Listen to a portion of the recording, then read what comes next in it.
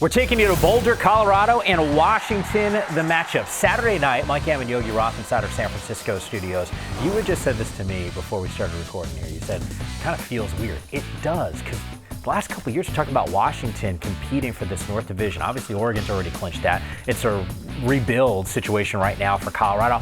I'm not sure what to expect out of a game like this. Yeah, and you look at both of these teams and coming off of a bye week. Yeah. Right, so it's going to be really fun to watch. Colorado needs to win out, obviously, if they want to go bowling. Their schedule isn't easy because they have Utah in the final game of the season on the road. So on senior night, with senior Steven Montez, with likely NFL draft pick Laviska Shenault playing potentially his final game at Folsom Field, it's going to be fun to watch because they're going to cut it loose and they're going to challenge this UW secondary. The challenge is you give Jimmy Lake some extra time to repair. This secondary, this young team, time to heal up and get healthy. Remember, they're playing a lot of young guys, Mike.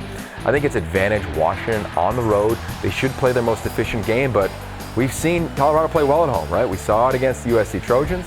We've seen it pretty much every time out at Folsom Field. So I love the dynamics around this game. I'm trying to figure out, and this is going to sound so bad, but Washington, Chris Peterson's raised the bar so darn high that it doesn't feel the same if we're not talking about them competing for a Pac-12 championship, getting to a Rose Bowl, college football playoff.